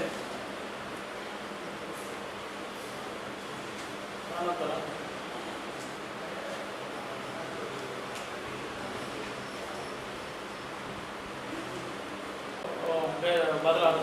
ಪರ್ಮನೆಂಟ್ ಆಗಿ ಒಂದು ವಿಡಿಯೋ ಬಂದು ಮಲ್ಲೇಶ್ ಅಂತ. ಅವ್ರ ಹತ್ರ ನಾನು ಕೇಳಿದೆ, ಏನು ಸರ್ ಜಿಲ್ಲಾ ಪಂಚಾಯತಿಂದ ಯಾವುದಾದ್ರೂ ತನಿಖೆ ಮಾಡಲಿಕ್ಕೆ ಆರ್ಡರ್ ಬಂದಿದ್ದೀನ ಅಂತ. ಇಲ್ಲ ಸರ್, ಯಾವುದು ಬಂದಿಲ್ಲ ಏನು ಅಂತಂದರು. ಅವ್ರು ಪೋಸ್ಟ್ ಮುಖಾಂತರ ಕಳಿಸ್ತೀನಿ ಕೇಳಿದೆ. ಅದ್ರೊಳಗಡೆ ನಾನೇನು ಮಾಡಿದೆ, ಹೊಸದಾಗಿ ಬಂದಿರೋದು ವಿಡಿಯೋ ಹತ್ರ ಅವ್ರ ಕೂಡ ನಾನು ಕೇಳಿದೆ, ಸರ್ ಈ ಥರ ದಾಖಲೆಗಳು ನಾನು ಕೊಡಿ ನಾನು ದೇವರು ತಂದಿರುತ್ತೆ ಅಂತೇಳಿ. ಅವ್ರು ಏನು ಮಾಡಿದ್ರು, ಅವರು ಪರಿಶೀಲಿಸಿ ಇಲ್ಲ ಸರ್ ಈ ದಾಖಲೆಗಳನ್ನು ವಿಚಾರಣೆ ಇಲಾಖೆ ವಿಚಾರಣೆ ಇದೆ ಅಂತೇಳಿ ಅವರು ತಮ್ಮ ವಶದಲ್ಲಿ ಇಟ್ಕೊಂಡಿದ್ದಾರೆ ಅಂತ ಹೇಳಿ. ಇಲ್ಲ ಸರ್ ಅದು ತಪ್ಪಲ್ಲ ಸರ್, ನಿಯಮ ಬಾಹಿರ ಇಟ್ಕೊಳ್ಬಾರ್ದಲ್ಲ ಅಂತ. ಆಮೇಲೆ ಅವ್ರ ಹತ್ರನೂ ಲೆಟರ್ ತೊಗೊಂಡು ಸರ್ ಮತ್ತು ಅಕೌಂಟೆಂಟ್ ಹತ್ರನೂ ತೊಗೊಂಡು ಆ ನಂತರ ಆ ದಾಖಲೆಗಳನ್ನು ತೊಗೊಂಡು ನಾನು ಮತ್ತೆ ಸರ್ ಏನಾಗುತ್ತೆ ಸರ್? ಸರಿ ಕೊಟ್ಟಿದ್ದು ಕಂಪ್ಲೇಂಟ್ ಆಗಿರೋ ಗೊತ್ತು, ಏನಾಗಿಲ್ಲ. ಅದೇ ಸರ್, ಇಲ್ಲಿ ಯಾವುದು ತನಿಖೆ ಆಗಿಲ್ಲ ಸರ್. ಆಮೇಲೆ ಈ ಬೇಡಿಕೆ ಪ್ರಮುಖ ಬೇಡಿಕೆ ಏನಿದೆ ಸದ್ಯ? ಸರ್ ಪ್ರಮುಖ ಬೇಡಿಕೆ ಏನಿದೆ? ನನ್ನ ಬೇಡಿಕೆ ಏನಂದ್ರೆ ಸರ್, ಇವಾಗ ದಾಖಲೆಗಳ ನಿಯಮ ಬಾಹಿರ ಅವ್ರು ಇಟ್ಕೊಂಡಿದ್ದಾರೆ ಸರ್. ಅವರೆಲ್ಲ ಅಮಾನತಲ್ಲಿ ಇರುವಾಗಲೇ ಇಟ್ಕೊಂಡಿದ್ದಾರೆ. ಅನಂತರ ಇವ್ರಿಗೆ ವಿಡಿಯೋ ಕೇಳಿದೆ ಸರ್, ಈ ಥರ ಅವ್ರು ದಾಖಲೆ ಏನಂತ ಲೆಟರ್ ಕೊಟ್ಟರು. ಆಮೇಲೆ ಒಂದು ಕೆಲಸ ಒಂದು 10-15 ದಿನ ಆದಮೇಲೆ ನಾನು ಮತ್ತೆ ಅವ್ರಿಗೆ ವಿಡಿಯೋಗೆ ಕೇಳಿದೆ, ಏನು ಸರ್ ಜಿಲ್ಲಾ ಪಂಚಾಯತಿಂದ ಯಾವುದು ಲೆಟರ್ ಬಂದಿದ್ದಾರೆ ತನಿಖೆ ಮಾಡಲಿಕ್ಕೆ ಬಂದಿದ್ದಾರೆ ಅನ್ನೋದು. ಇಲ್ಲ ಸರ್ ಬಂದರು, 9ನೇ ತಾರೀಕಿಗೆ ಬಂದರು, ನಾನು ಲೆಟರ್ ಕೊಟ್ಬಿಟ್ಟೆ ಅವ್ರಿಗೆ ದಾಖಲೆಗಳು ಸಿಕ್ಕಾವ ಅಂತೇಳಿ. ನಾನೆಲ್ಲ ಸರ್ ಇವಾಗ ದಾಖಲೆಗಳಿಲ್ಲ ಅಂತ ಮೊದಲು ವಿಡಿಯೋನು ಕೊಟ್ಟಿದ್ದಾರೆ, ತಾವು ಕೊಟ್ಟಿದ್ದೀವಿ. ಈಗ ದಾಖಲೆಗಳನ್ನು ಬಂದಿದ್ದಾವೆ ಅಂತ ಏನು ಕೊಟ್ಟಿದ್ದೀವಿ ಅಂತ ಹೇಳಿದ್ರು. ಇಲ್ಲ ಸರ್ ದಾಖಲೆಗಳು ಬಂದಿದ್ದಾವೆ, ಯಾಕೆ ಬಂದಿದ್ರು ಅದು ಗೊತ್ತಿಲ್ಲ. ಜಿಲ್ಲೆಗೆ ಅನ್ಯ ಜಿಲ್ಲೆಯವರನ್ನು ಉಸ್ತುವಾರಿ ಸಚಿವರನ್ನಾಗಿ ನೇಮಿಸದೆ ಎನ್ಎಸ್ ಬೋಸರಾಜ್ ಇವರನ್ನು ಸಚಿವರನ್ನಾಗಿಸಿ ಉಸ್ತುವಾರಿಗಳನ್ನಾಗಿ ನೇಮಿಸಬೇಕು ಎಂದು ಬಲಗೈ ಜಾತಿಗಳ ಒಕ್ಕೂಟದ ಜಿಲ್ಲಾಧ್ಯಕ್ಷ ಭೀಮಣ್ಣ ಮಂಚಾಲ ಒತ್ತಾಯಿಸಿದರು. ಅವರಿಂದು ಮಾಧ್ಯಮಗೋಷ್ಠಿ ಉದ್ದೇಶಿಸಿ ಮಾತನಾಡಿ 2023ರಲ್ಲಿ ರಾಜ್ಯದಲ್ಲಿ ಕಾಂಗ್ರೆಸ್ ಅಧಿಕಾರಕ್ಕೆ ಬಂದರೂ ಸಚಿವರಾಗಿದ್ದ ಎನ್ಎಸ್ ಬೋಸರಾಜರಿಗೆ ಉಸ್ತುವಾರಿ ಸಚಿವ ಸ್ಥಾನ ನೀಡಲಿಲ್ಲ. ಜಿಲ್ಲೆಯವರೇ ಸಚಿವರಾದರೆ ಅಭಿವೃದ್ಧಿಗೆ ಸಹಕಾರಿಯಾಗುತ್ತದೆ. ಕೂಡಲೇ ಕಾಂಗ್ರೆಸ್ ಪಕ್ಷ ಹೈಕಮಾಂಡ್ ನಾಯಕರುಗಳು ಎನ್ಎಸ್ ಬೋಸರಾಜರಿಗೆ ಸಚಿವ ಸ್ಥಾನ ನೀಡುವ ಮೂಲಕ ಜಿಲ್ಲೆಯ ಅಭಿವೃದ್ಧಿಗೆ ಬೆಂಬಲಿಸಬೇಕೆಂದರು. ಎಲ್ಲಾ ಸಮಾಜಗಳೊಂದಿಗೆ ಉತ್ತಮ ಬಾಂಧವ್ಯ ಹೊಂದಿ ಅಭಿವೃದ್ಧಿ ದೃಷ್ಟಿಕೋನದಿಂದ ಕೆಲಸ ನಿರ್ವಹಿಸುತ್ತಿದ್ದು, ಅಭಿವೃದ್ಧಿಗಾಗಿ ಎನ್ಎಸ್ ಬೋಸರಾಜರಿಗೆ ಸಚಿವ ಸ್ಥಾನ ನೀಡಬೇಕೆಂದರು. ಸಚಿವ ಸ್ಥಾನ ನೀಡಬೇಕು ಅಂತ ಹೇಳಿ ನಾವು ಈ ಪತ್ರಿಕಾಗೋಷ್ಠಿಯನ್ನು ನಡೆಸ್ತಾ ಇದ್ದೇವೆ. ರಾಜ್ಯದಲ್ಲಿ ಯಾವುದೇ ಪಕ್ಷ ಅಧಿಕಾರಕ್ಕೆ ಬಂದರೂ ಜಿಲ್ಲಾ ಉಸ್ತುವಾರಿ ಸಚಿವರು ನೇಮಕ ಮಾಡುವಲ್ಲಿ ಸಚಿವ ಸ್ಥಾನ ಕೊಡುವುದರಲ್ಲಿ ರಾಯಚೂರು ಜಿಲ್ಲೆಗೆ ಅತ್ಯಂತ ಕಡೆಗಣನೆಯಿಂದ ನೋಡುತ್ತಿರುವುದು ಸಾಮಾನ್ಯವಾಗಿದೆ ಎನ್ನುವುದು ಪಕ್ಷದ ಎಲ್ಲ ನೋಡೋದಾಗಿದೆ. ಜಿಲ್ಲೆ ಅತ್ಯಂತ ಕಡೆಗಣನೆ ನೋಡುತ್ತಿರುವುದು ಸಾಮಾನ್ಯವಾಗಿದೆ ಎನ್ನುವುದು ಪಕ್ಷದ ಜಿಲ್ಲೆಯ ಶರಣಪ್ರಕಾಶ್ ಪಾಟೀಲ್ ರಾಯಚೂರು ಜಿಲ್ಲಾ ಉಸ್ತುವಾರಿ ಕೊಟ್ಟಿರುವುದು ನೋಡಿದರೆ ಜಿಲ್ಲೆಯ ಕಡೆಗಣನೆಯ ಮತ್ತೊಂದು ಸಾಬೀತಾಗಿರುತ್ತದೆ. ಕಳೆದ 2023ರಲ್ಲಿ ಕಾಂಗ್ರೆಸ್ ಸರ್ಕಾರ ಅಧಿಕಾರಕ್ಕೆ ಬಂದ ನಂತರ ಸನ್ಮಾನ್ಯ ಸಿದ್ದರಾಮಯ್ಯ ಅವರ ಸಚಿವ ಸಂಪುಟದಲ್ಲಿ ಹಲವು ವರ್ಷಗಳ ನಂತರ ಜಿಲ್ಲೆಗೆ ಸಚಿವ ಸ್ಥಾನ ದೊರಕಿತು. ಜಿಲ್ಲೆಯವರೇ ಆದ ಸಚಿವ ಎನ್ಎಸ್ ಬೋಸರಾಜ್ ಅವರಿಗೆ ಜಿಲ್ಲಾ ಉಸ್ತುವಾರಿ ಸ್ಥಾನ ಸಿಗಬಹುದು. ಈ ಜಿಲ್ಲೆಯ ಅಭಿವೃದ್ಧಿ ಬಹುದೊಡ್ಡ ಸಹಕಾರ ಸಿಗುತ್ತದೆ ಎನ್ನುವ ಜನರ ಬಹುದೊಡ್ಡ ನಿರೀಕ್ಷೆಯಾಗಿಯೇ ಉಳಿದಿರುತ್ತಿದೆ. ಎಲ್ಲ ಜಿಲ್ಲೆಗಳಲ್ಲಿ ಅವರವರ ಜಿಲ್ಲೆಯವರಿಗೆ ಉಸ್ತುವಾರಿ ನೀಡುತ್ತಾ ರಾಯಚೂರು ಜಿಲ್ಲೆಯನ್ನು ಮಾತ್ರ ಈ ರೀತಿ ಕಡೆಗಣನೆ ಮಾಡಿರುವುದು ಬಹುದೊಡ್ಡ ಮೋಸ ಈ ಜಿಲ್ಲೆಗೆ ಮಾಡಲಾಗಿದೆ. ಕಳೆದ 4 ವರ್ಷಗಳಿಂದ ಏಮ್ಸ್ ಆಸ್ಪತ್ರೆಗಾಗಿ ನಿರಂತರ ಹೋರಾಟ, ಉಪವಾಸ ಸತ್ಯಾಗ್ರಹ ಹೀಗೆ ಹಲವು ರೀತಿಯಲ್ಲಿ ಹೋರಾಟ ಮುಂದುವರೆದಿದೆ. ಕಳೆದ 3 ವರ್ಷಗಳಲ್ಲಿ ಸಚಿವರಾಗಿ ಮಾನ್ಯ ಶ್ರೀ ಎನ್ಎಸ್ ಬೋಸರಾಜ್ ಅವರು ನಿರಂತರವಾಗಿ ಸರ್ಕಾರದ ಮೇಲೆ ಒತ್ತಡ ಬೀರುತ್ತಾ ರಾಜ್ಯ ಸರ್ಕಾರದ ವತಿಯಿಂದ ಕೇಂದ್ರಕ್ಕೆ ಮನವಿ ಪತ್ರಗಳನ್ನು ಸಲ್ಲಿಸಿ ಕೇಂದ್ರ ಸರ್ಕಾರದ ಮೇಲೆ ಒತ್ತಡ ತರುವುದರಲ್ಲಿ ಪ್ರಮುಖ ಪಾತ್ರ ವಹಿಸಿರುತ್ತಾರೆ. ಹಾಗೂ ರಾಜ್ಯದ ಸಣ್ಣ ನೀರಾವರಿ ಇಲಾಖೆಯಲ್ಲಿ ಸಚಿವರಾಗಿ ಅನೇಕ ಅಭಿವೃದ್ಧಿ ಕಾರ್ಯಗಳನ್ನು ಮಾಡುತ್ತಾ ಬಂದಿರುತ್ತಾರೆ. ಹೀಗೆ ಜಿಲ್ಲೆಯ ಅಭಿವೃದ್ಧಿಗಾಗಿ ನಿರಂತರ ಶ್ರಮ ವಹಿಸುವ ಹಾಗೂ ಎಲ್ಲ ಸಮಾಜದವರೊಂದಿಗೆ ಉತ್ತಮ ಬಾಂಧವ್ಯವನ್ನು ಹೊಂದುವ ನಮ್ಮ ಜಿಲ್ಲೆಯ ಹಿರಿಯ ರಾಜಕಾರಣದ ಸನ್ಮಾನ್ಯ ಶ್ರೀ ಎನ್ಎಸ್ ಬೋಸರಾಜ್ ಸರ್ ಅವರಿಗೆ ಸನ್ಮಾನ್ಯ ಶ್ರೀ ಡಿ.ಕೆ. ಶಿವಕುಮಾರ್ ಅವರು ಮುಖ್ಯಮಂತ್ರಿಗಳ ಇವರ ತಮ್ಮ ಸಚಿವ ಸಂಪುಟದಲ್ಲಿ ಮತ್ತೊಮ್ಮೆ ಅವರನ್ನು ಸೇರಿಸಿಕೊಂಡು ರಾಯಚೂರು ಜಿಲ್ಲಾ ಉಸ್ತುವಾರಿ ಸಚಿವರನ್ನಾಗಿ ಮಾಡಿ ರಾಯಚೂರು ಜಿಲ್ಲೆಯ ಅಭಿವೃದ್ಧಿ ನಮ್ಮ ಜಿಲ್ಲೆಯವರೇ ಆದ ಎನ್ಎಸ್ ಬೋಸರಾಜ್ ಅವರಿಗೆ ಸಚಿವ ಸ್ಥಾನ ಹಾಗೂ ಜಿಲ್ಲಾ ಉಸ್ತುವಾರಿ ನೀಡುವ ಮೂಲಕ ಈ ಜಿಲ್ಲೆಗೆ ಅಭಿವೃದ್ಧಿಗೆ ಸರ್ಕಾರ ಮುಂದಾಗಬೇಕೆಂದು ನಮ್ಮ ಆಗ್ರಹವಾಗಿರುತ್ತದೆ. ಕೃಷಿ ವಿಶ್ವವಿದ್ಯಾಲಯದ ವ್ಯವಸ್ಥಾಪನಾ ಮಂಡಳಿ ಮಾಜಿ ಸದಸ್ಯ ಮಲ್ಲೇಶ್ ಕೊಲೆಮಿ ಮಾತನಾಡಿ, ಪಕ್ಷದ ಸೇವೆಯಲ್ಲಿ ಹಿರಿಯರು ಹಾಗೂ ಅನೇಕ ಹುದ್ದೆಗಳಲ್ಲಿ ಸೇವೆ ಸಲ್ಲಿಸಿರುವ ಅನುಭವ ಹೊಂದಿರುವ ಎನ್ಎಸ್ ಬೋಸರಾಜರಿಗೆ ಸಚಿವ ಸ್ಥಾನ ನೀಡಬೇಕು ಎಂದು ಪಕ್ಷದ ವರಿಷ್ಠರಲ್ಲಿ ನಿಯೋಗ ತೆರಳಿ ಮನವಿ ನೀಡುವುದಾಗಿ ಹೇಳಿದರು. ಈ ಭಾಗದಲ್ಲೂ ಕೂಡ ಕರಗಿದ್ದಂಗೆ ಆ ಸೀನಿಯರ್ ಆಗಲಿ ಅವ್ರು ನೋಡೋದು ಡೆವಲಪ್ಮೆಂಟ್ ನೋಡೋದ್ರಿಂದ ಒಳಗಡೆ ಯಾರು ಮಾಡಿಲ್ಲ. ಜಿಲ್ಲೆಯ ಕಾಂಗ್ರೆಸ್ ಶಾಸಕರು ಎಲೆಕ್ಟೆಡ್ ಆಗಿ ನಾವು ಜನರಿಂದ ಆಯ್ಕೆ ಆಗಿ ನಮಗೆ ಒತ್ತು ಕೊಡ್ರಿ ಅಂತ ಮಡಿ ಮಾಡಿ ಅದ್ರಲ್ಲಿ ತಪ್ಪೇನಿಲ್ಲ.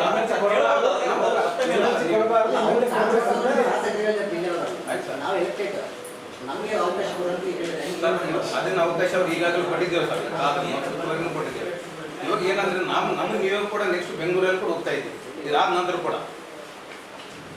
ಇದು ನಮ್ಮ ಯಾಕಂದ್ರೆ ಅವರು ಪ್ರಶ್ನೆ ಕೇಳಿದ್ದು ಏನಂದ್ರೆ MLC ಕೊಡಬಾರ್ದು, MLA ಕೊಡ್ರಿ ಅಂತ ಒಪ್ಪಂದಿಲ್ಲ ನಾವು. MLC ಕೊಟ್ಟಿದ್ದಾರಲ್ಲ, ಹಾಗಾಗಿ ಕೇಳ್ತಾ ಇದೀವಿ ನಾವು. ತಪ್ಪೇನಿದೆ ಅದರಲ್ಲಿ, ನಮ್ಮ ಹಿರಿಯರಿದ್ದಾರ. ಈ ಸಂದರ್ಭದಲ್ಲಿ N Satyanarayana, Ramakrishna, Basavaraja, BK Babu Askihal, M Marappa, Vijay Garle, Venkatesh Arolikar, Shashidhar, Babu ಸೇರಿದಂತೆ ಅನೇಕರಿದ್ದರು. ಸಿಎಂ ವಿಶೇಷ ಅಭಿವೃದ್ಧಿ ಅನುದಾನದಲ್ಲಿ ತಿಮ್ಮಾಪುರ ಪೇಟೆಯ ಶ್ರೀ ದತ್ತಾತ್ರೇಯ ದೇವಸ್ಥಾನದ 75 ಲಕ್ಷ ರೂಪಾಯಿ ಅಭಿವೃದ್ಧಿ ಕಾಮಗಾರಿಗೆ ಶಾಸಕ ಡಾಕ್ಟರ್ ಶಿವರಾಜ್ ಪಾಟೀಲ್ ಚಾಲನೆ ನೀಡಿದರು. ಕಾಮಗಾರಿಗೆ ಚಾಲನೆ ನೀಡಿ ಮಾತನಾಡಿ, ಬಡಾವಣೆ ಜನರ ಬಹುದಿನಗಳ ಬೇಡಿಕೆಯಂತೆ ಶ್ರೀ ದತ್ತಾತ್ರೇಯ ದೇವಸ್ಥಾನದಲ್ಲಿ ಕಲ್ಯಾಣ ಮಂಟಪವನ್ನು 75 ಲಕ್ಷ ರೂಪಾಯಿಗಳಲ್ಲಿ ನಿರ್ಮಿಸಲಾಗುತ್ತಿದೆ. ಗುಣಮಟ್ಟದೊಂದಿಗೆ ಶೀಘ್ರದಲ್ಲಿ ಕಾಮಗಾರಿ ಕೈಗೊಳ್ಳಲು ಸೂಚಿಸಲಾಗಿದೆ ಎಂದರು.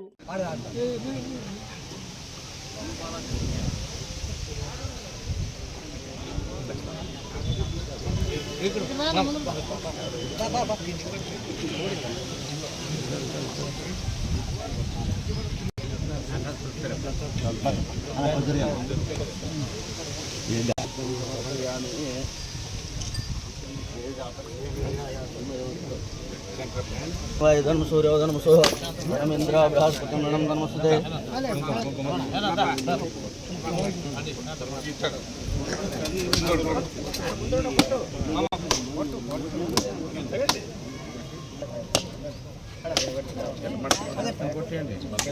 ಅಲ್ಲೇ ಆನಂದ ದೊಡ್ಡ ನೀ ಬಾಪ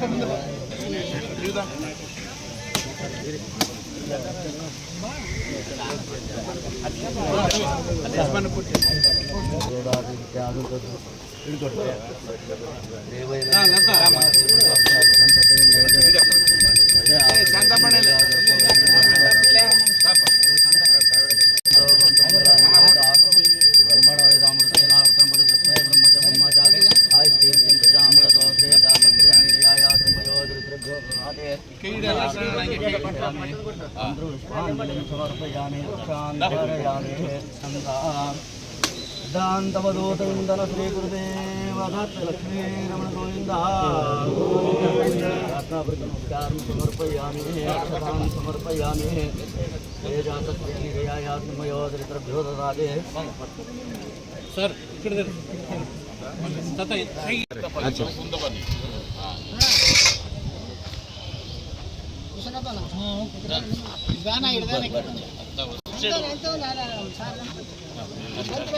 ಸ್ವಲ್ಪ ಅಷ್ಟೇ ನಿಂತುಬಿಡ್ರಿ. ఇంకా కొంచెం వెనకటి పోను. ಇಲ್ಲಿ ನೋಡಿ ಸರ್, ಇಲ್ಲಿ ನೋಡಿ ಸರ್. ಅಣ್ಣ ಓಕೆ ಹೊಡಿ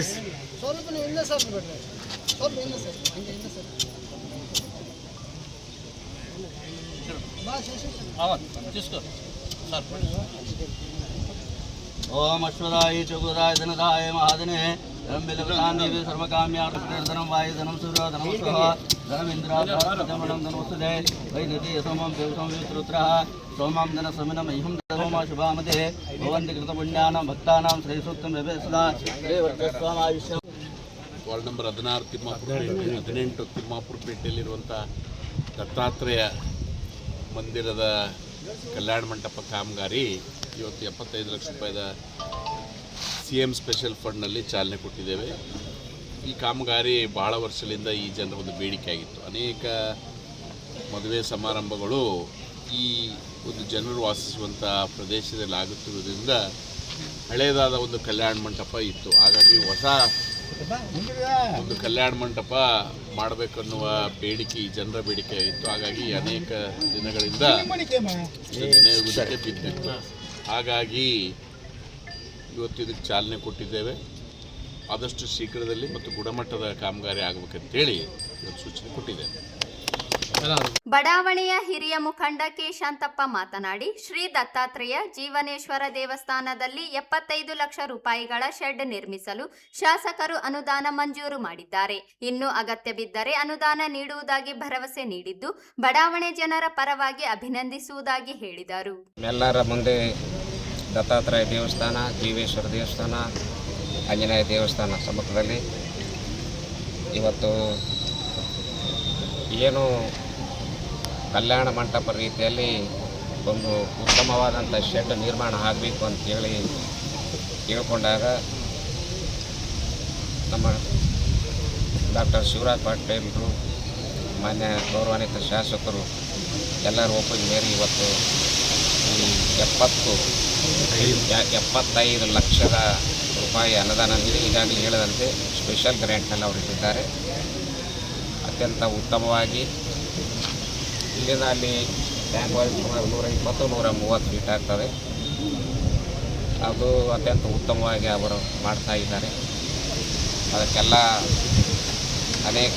ಅನೇಕ ಕಾಮಗಾರಿಗಳು ಇದ್ದರೂ ಕೂಡ ಮೊದಲು ಇದಾಗಲಿ ಬೇರೆ ಏನಾದ್ರು ಬೇಕಾದರೂ ಕೂಡ ನಾನು ಕೊಡ್ತೀನಿ ಅಂತ ಹೇಳಿದ್ದಾರೆ. ಅದಕ್ಕಾಗಿ ಇವತ್ತು ಈ ಒಂದು ಕಲ್ಯಾಣ ಮಂಟಪದ ಒಂದು ಉತ್ತಮವಾದಂಥ ಶೆಡ್ಡು ಏನು ಮುಂದಿನ ದಿನಗಳಲ್ಲಿ ಕೂಡ ಏನಾದರೂ ಇದ್ದರೂ ಕೂಡ ನಾನು ಕೊಡ್ತೀನಿ ಅಂತ ಹೇಳಿದರೆ ಅದಕ್ಕಾಗಿ ಸಮಗ್ರ ನಮ್ಮ ತಿಮ್ಮಾಪುರ ಪೇಟೆಯ ಎಲ್ಲ ಹಿರಿಯರು ಎಲ್ಲ ವರ್ಗದವರ ಅವರಿಗೆ ಅತ್ಯಂತ ಹೃದಯಸ್ಪರ್ಶಿ ಕೃತಜ್ಞತೆಗಳನ್ನು ಸಲ್ಲಿಸ್ತಾ ಇದ್ದೇವೆ.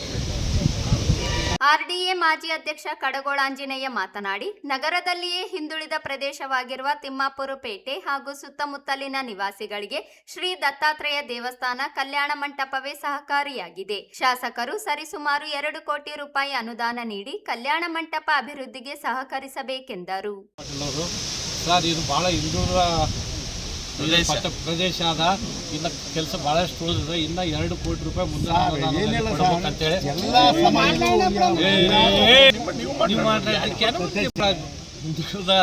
ಭಾಳ ದಿವಸದಿಂದ ಕಿಚನು ಮತ್ತು ಇದೆಲ್ಲ ಮುಂದಿನ ಅನುದಾನದಲ್ಲಿ ತಾವು 2 ಕೋಟಿ ರೂಪಾಯಿ ನಮ್ಮ ಈ ವಾರ್ಡಿಗೆ ಕೊಡ್ಬೇಕಂತ ಸಮಾಜ. ಈ ಸಂದರ್ಭದಲ್ಲಿ ನಗರಸಭೆ ಮಾಜಿ ಅಧ್ಯಕ್ಷೆ ಲಲಿತಾ ಕಡಗೋಳ್, ವಿಧಾನ ಪರಿಷತ್ ಸದಸ್ಯ ಎನ್ ಶಂಕರಪ್ಪ, ಆರ್ಡಿಎ ಮಾಜಿ ಅಧ್ಯಕ್ಷ ತಿಮ್ಮಪ್ಪ ನಾಡಗೌಡ, ರವೀಂದ್ರ ಜಲ್ದಾರ್, ಶಶಿರಾಜ್, ನರಸಣ್ಣ, ಕಡಗೋಳ್ ರಾಮಚಂದ್ರ ಸೇರಿದಂತೆ ವಿವಿಧ ಸಮಾಜದ ಹಿರಿಯರು, ಮುಖಂಡರುಗಳು ಭಾಗವಹಿಸಿದ್ದರು. ತಮ್ಮ ವಿರುದ್ಧ ಸುಳ್ಳು ದೂರು ನೀಡಿ ಸಾಮಾಜಿಕ ಜಾಲತಾಣಗಳು ಹಾಗೂ ವಿವಿಧ ಮಾಧ್ಯಮಗಳಲ್ಲಿ ಪ್ರಚೋದನಕಾರಿ ಹೇಳಿಕೆಗಳನ್ನು ನೀಡುವ ಮೂಲಕ ಮಾನಹಾನಿ ಮಾಡಲಾಗಿದೆ ಎಂದು ಆರೋಪಿಸಿ 3 ವ್ಯಕ್ತಿಗಳ ವಿರುದ್ಧ ಕಾನೂನು ಕ್ರಮ ಕೈಗೊಳ್ಳುವಂತೆ ಒತ್ತಾಯಿಸಿ ಬಂಜಾರ ಕ್ಷೇಮಾಭಿವೃದ್ಧಿ ಸಂಘದಿಂದ ಜಿಲ್ಲಾ ಪೊಲೀಸ್ ವರಿಷ್ಠಾಧಿಕಾರಿಗಳಿಗೆ ಮನವಿ ಸಲ್ಲಿಸಲಾಯಿತು. ನಗರದ ಜಿಲ್ಲಾ ಪೊಲೀಸ್ ಕಚೇರಿಯಲ್ಲಿ ಜಿಲ್ಲಾ ಪೊಲೀಸ್ ವರಿಷ್ಠಾಧಿಕಾರಿಗಳಿಗೆ ಮನವಿ ಸಲ್ಲಿಸಿದ ಆಲ್ ಇಂಡಿಯಾ ಬಂಜಾರ ಸೇವಾ ಸಂಘದ ಜಿಲ್ಲಾಧ್ಯಕ್ಷ ಕ್ಲಿಷ್ಟಪ್ಪ ಪಾವರ್ ಗೋನಾನಾಯಕ್ ಮಾತನಾಡಿ, ವಿಜಯ್ ಜಾಧವ್, ಅಮರೇಶ್ ತಂದೆ ನಾರಾಯಣಪ್ಪ ಹಾಗೂ ಗೋವಿಂದರಾಜ್ ಬಿ ನಾಯಕ್ ಅವರು ತಮ್ಮ ಹಾಗೂ ಸಂಘದ ವಿರುದ್ಧ ಸುಳ್ಳು ಆರೋಪಗಳನ್ನು ಮಾಡುತ್ತಿದ್ದಾರೆ ಎಂದು ದೂರಿದರು.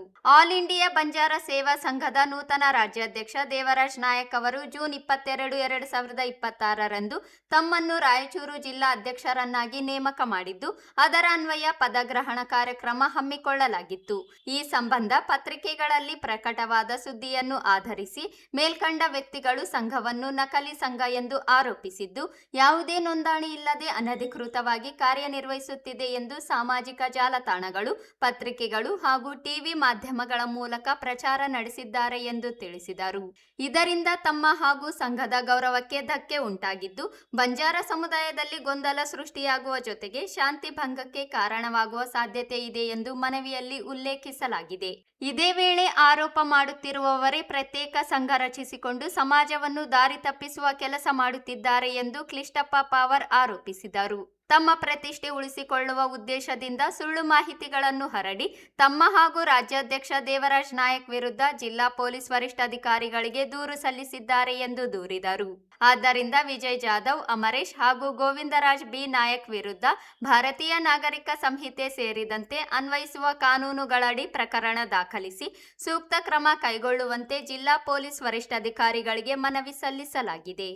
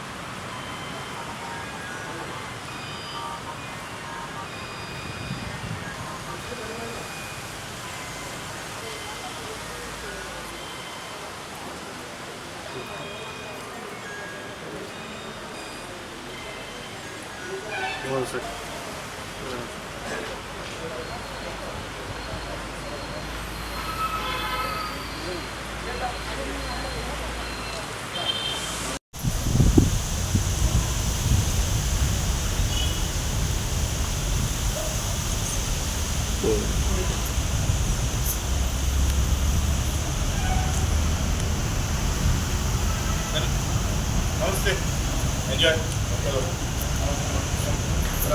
ಸರ್ ಹೋಗಿ ಮೊನ್ನೆ 3ನೇ ತಾರೀಕು ಸುಳ್ಳು ಏನಪ್ಪ ಅಂದ್ರೆ ಪ್ರಕರಣ ದಾಖಲಿಸಿ ಅಂತೇಳಿ ಮಾನ್ಯ ಜಿಲ್ಲಾ ವರಿಷ್ಠ ಅಧಿಕಾರಿಗಳಿಗೆ ಕೆಲವೊಂದು ವ್ಯಕ್ತಿಗಳು ಬಂದೇನಪ್ಪ ಅಂದ್ರೆ ಕಾಂಪ್ಲೇಂಟ್ ಬಂದು ಕೊಟ್ಟಿದ್ದಾರೆ. ಯಾರು? ಅವು ವಿಜಯ್ ಜಾಧವ್ ಅಂತೇಳಿ ಮತ್ತೇನಪ್ಪ ಅಂದ್ರೆ ಯಾರು ಅಂಬರೀಷ್ ಅಂತೇಳಿ ಅವ್ರು ಏನಿದ್ದಾರೆ ಸರ್? ಅವರು ಏನು ಸಂಘದಾಗ ಏನಪ್ಪ ಅಂದ್ರೆ ಯಾವುದೇ ಇದಿಲ್ಲ. ಅವ್ರು ಬಂದೇನಪ್ಪ ಅಂದ್ರೆ ಸುಳ್ಳು ಏನಪ್ಪ ಅಂದ್ರೆ ಕೃಷ್ಣಪ್ಪ ಪವಾರ್ ಅವರನ್ನು ಏನಪ್ಪ ಅಂದ್ರೆ ಜಿಲ್ಲಾಧ್ಯಕ್ಷರಾಗಿ ಏನಪ್ಪ ಅಂದ್ರೆ ಮಾಡ್ರಿ ಅಂತೇಳಿ ಏನಪ್ಪ ಅಂದ್ರೆ ಕಂಪ್ಲೇಂಟ್ ಬಂದು ಕೊಟ್ಟರು.